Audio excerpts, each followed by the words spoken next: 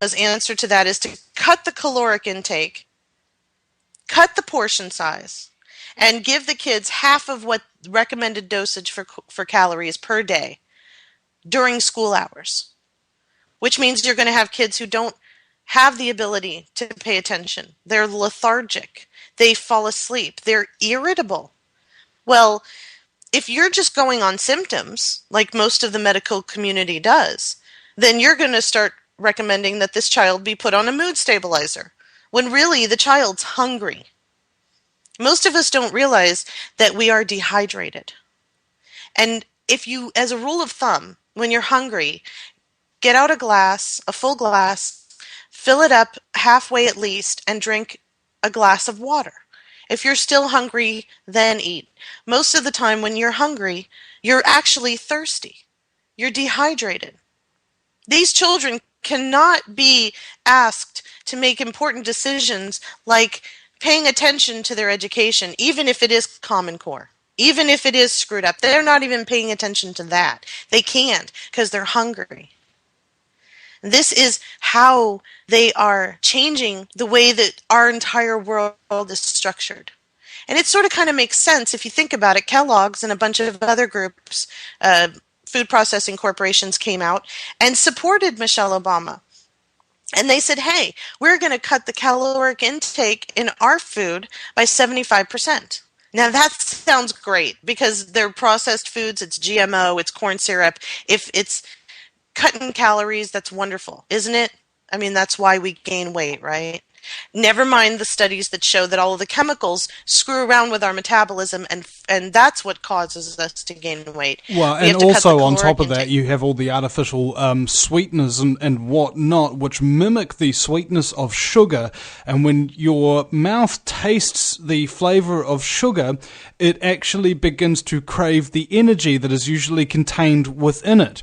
So what you'll find is people who are eating fat-free, sugar-free kind of stuff, you'll find that they start eating a hell of a lot more than they normally should, because their body is absolutely calling out for that sugar and energy that it was manipulated into thinking it was getting in the first place. Yes, it's a neurotoxin. Absolutely.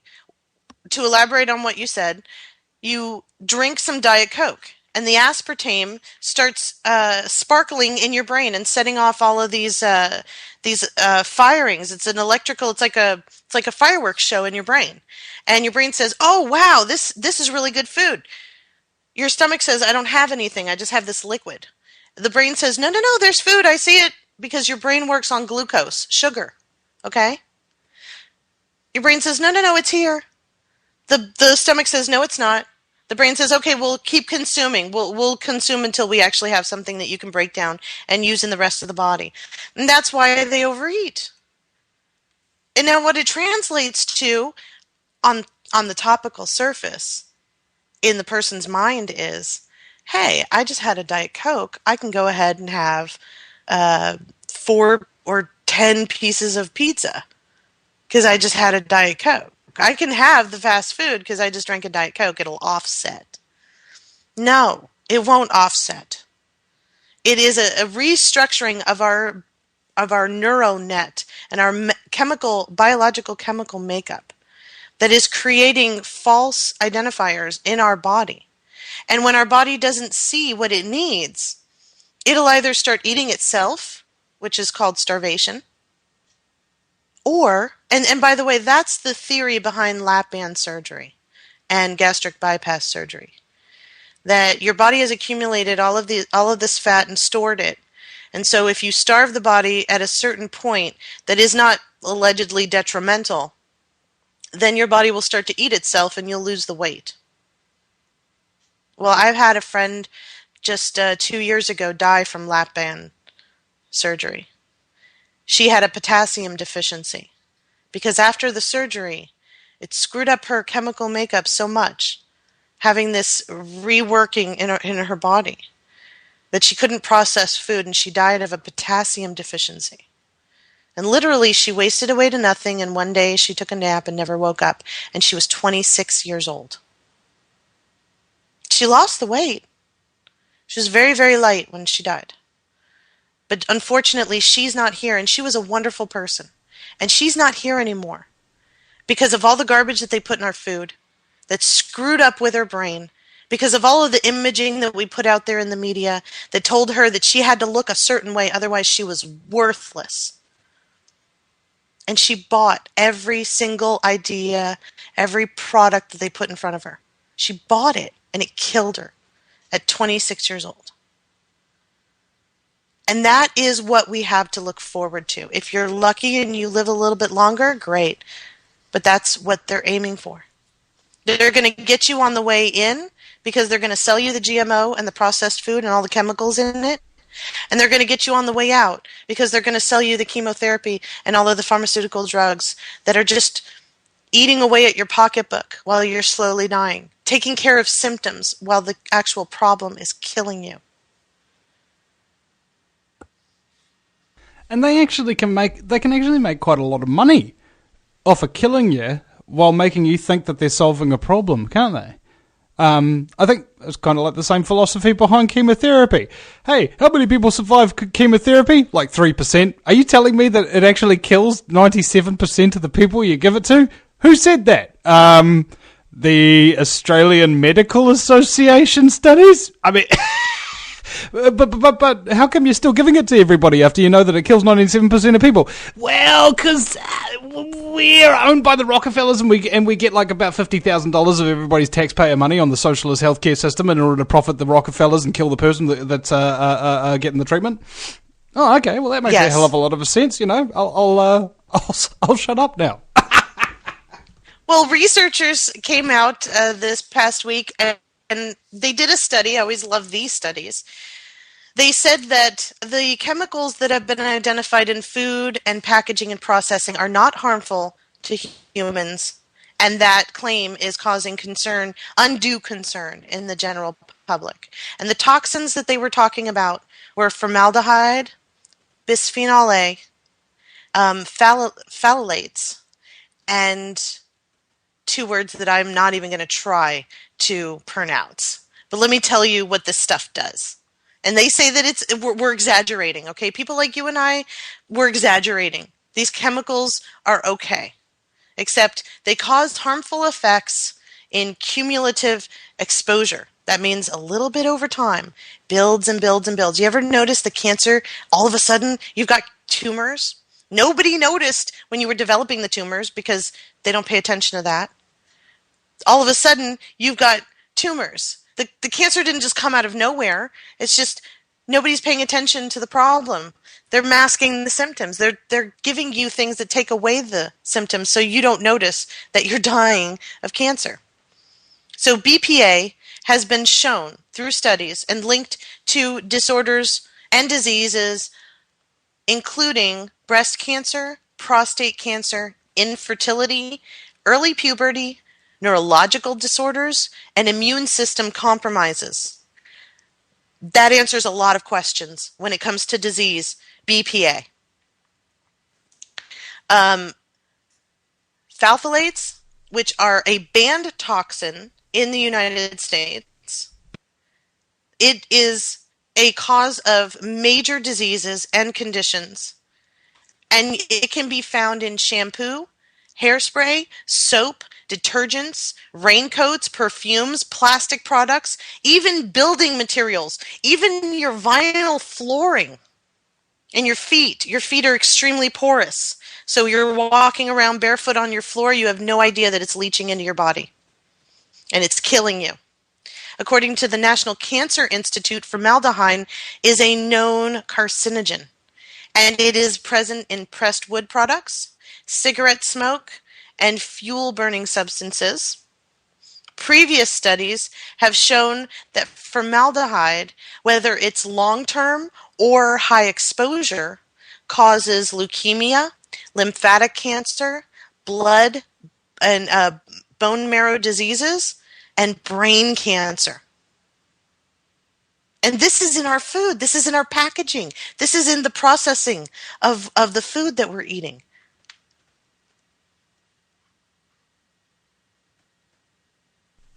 We have a toxic food supply, toxic air supply, the land's starting to get toxic itself, you know, the chemtrail, aluminium contamination and what have you.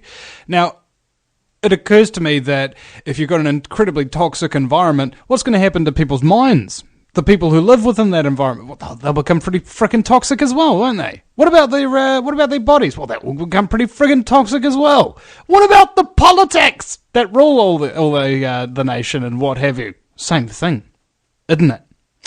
How do you get rid of toxicity? By limiting your exposure to contamination. I think that's about as good as you can get. Which, if anybody's anywhere near Fukushima, it might be a good idea to get the hell out of there. The other element here as well is, what are you actually willing to give up? You know, I mean, what'll it take you to understand this concept? And what if I told you that in order to understand how toxic things are, everything, including yourself, it will destroy most of the things you enjoy in your life in order to do so. What then? Would you still wish to understand? Would you still wish to comprehend? Many will not. And it will only be the strongest and the most courageous of us that will. Those of us who are not buying the products anymore, and it goes back to what I was saying earlier in the broadcast, those of us who recognize the marketing and we're not buying the product, whether it is a physical object or an idea or a concept or a philosophy, whatever, a person, if we're not buying the product anymore, then we are able to make conscious decisions. We are not reacting to the world around us. We are acting upon the information that we have. We are able to discern. We are able to logically think, regardless of the chemicals that are impeding that ability. Because we are consciously taking a step back and saying, that makes me feel a certain way. Why does it make me feel that way? Is it its intention to make me feel that way? And what would the consequence of my actions be if I choose to go along with this agenda? See, this is critical thinking. And this will save us from everything that's going on around us. It's real simple, folks. It's not complicated. It does require your effort. It does require your participation and taking care of responsibility for what you do and how you participate. And then it all starts to fall apart. If we're going to take the idea that they've given us of the pyramid, then it is obvious that you and I are at the bottom of the pyramid. So unless they're using anti-gravity technology, the pyramid is going to fall if the bottom pieces or the bottom bricks come out. Now, nothing that we've done so far is effectual, except small pockets of groups of people who have decided that they are not going to participate in the tyranny. Let me give you an example. A 15-year-old girl drinking her Gatorade realizes that there's flame retardant in her Gatorade. She says to her mother, "Oh my God, Mommy, did you know that there is flame retardant in my Gatorade?" Mom says, "I didn't know. I'm so sorry I gave that to you." She says, "That's not enough, Mom, even though I understand that you didn't know. Everyone should know." She wrote to Pepsi. They basically gave her a snub. So the 15-year-old girl went online and started a petition and had 150 signatures.